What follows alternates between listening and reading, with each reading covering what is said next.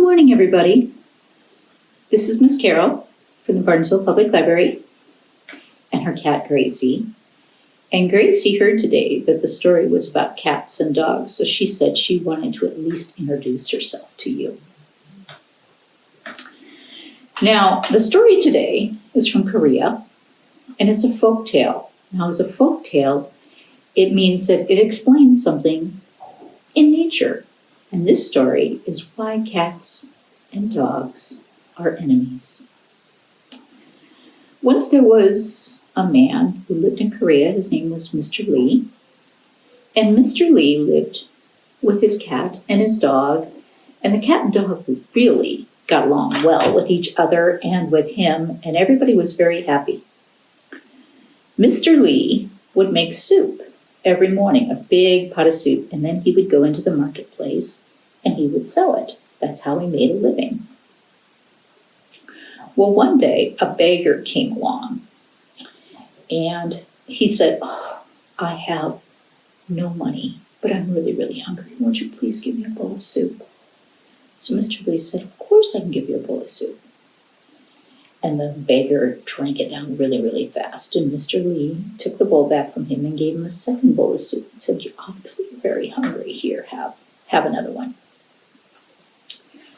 Well, after drinking the second bowl of soup down, the beggar did something very unusual. He took a stone out of his pocket. Now, it was a very pretty, brightly colored stone. But he took that stone and he threw it into the pot of soup. And then said, because of your generosity, I have given you a magic stone. And as long as that stone is in your pot, you will never, ever run out of soup. So Mr. Lee thought that was a little bit odd, but he noticed that he just kept selling bowl after bowl after bowl of soup that day, and the soup never seemed to be going down any in his pot. So he took his pot of soup home that night, took the stone out, put it on a plate on the table, and realized that he only had enough soup left in his pot now for himself and his dog and his cat. Now, if you know much about animals, when there's anything to do with food, the first thing they have to do is go around and sniff at it. So that's exactly what the cat and dog did. They had to go and sniff that stone so that they would know what it smelled like. And you need to remember that for later. So Mr. Lee, the next morning, took the stone, threw it in the pot, made his soup. Sure enough, sold bowl after bowl after bowl of soup. No matter how many bowls he sold, he never ran out of soup. And this went on for quite some time, and he became rather wealthy, of course. But then one day, he was serving his soup, and he realized that, wait a minute, my pot's getting empty. What's wrong? He went home early that day, cleaned out his pot, and there was no stone left. And that's when he realized that somehow he had accidentally ladled up the stone with one of the bowls of soup. So he went to bed that night very, very discouraged and in tears. And the cat and the dog sat and talked amongst themselves and said, well, we really need to help out poor Mr. Lee. He has been so good to us. Maybe we can go and find that stone. So sure enough, the cat and the dog that very night took off and started going from house to house here in the village, sniffing around, seeing if they could smell that stone. Couldn't do it. Went to the next village. Nope, still couldn't find it. Oh no. Well, they eventually came to a river.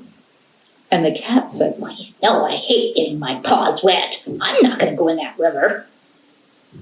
So the dog said, oh, I'm sure there's a more shallow place down the road or something. So they took off, and sure enough, they found a nice shallow place where the dog could jump across and the cat could kind of pitter-patter across on some rocks and not get too wet.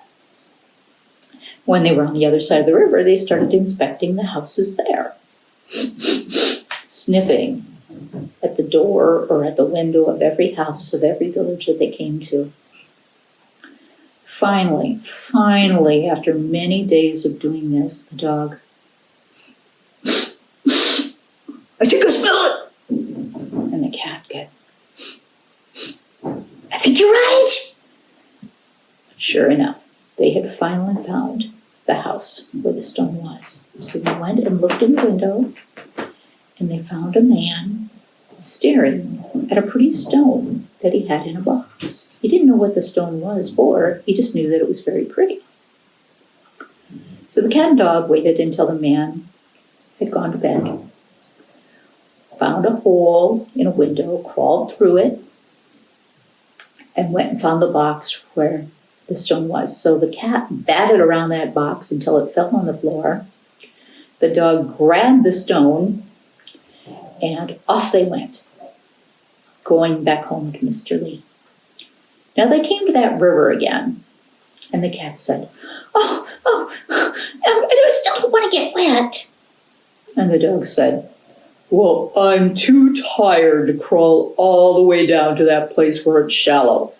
Just crawl on my back, and I will swim us across.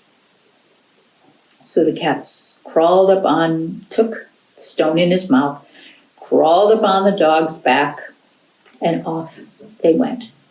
The dog swimming across the river. Well, they got about halfway across the river, and some boys were watching from the shore. And they said, would you look at that? That cat is using that dog as a boat. Is that the silliest thing you've ever seen in your life? Well, the cat heard that, and he just kind of went,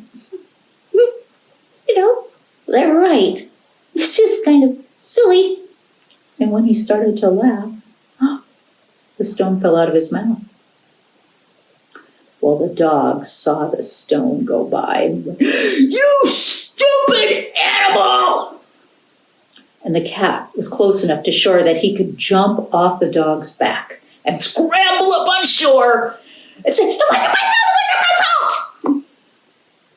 The dog, meanwhile, knew that he had to get that stone back.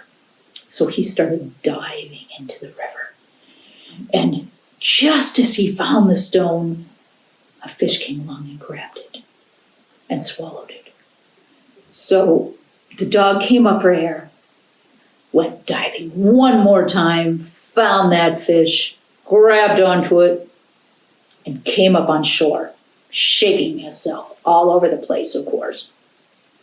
He then glared at the cat, who by this time had climbed that tree, and started walking home to Mr. Lee's house.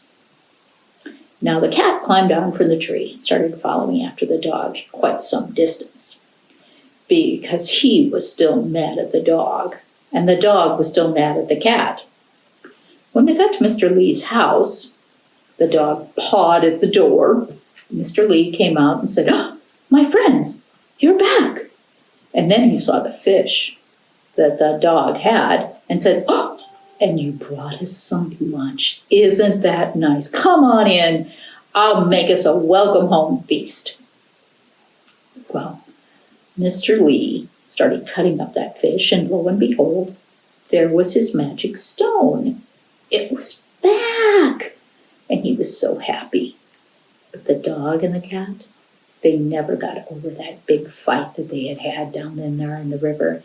And they never were friends again. Not only were they never friends again, but they would tell their children and their children's children about just how bad that fight was. So even to this day, cats and dogs are enemies. So there you go.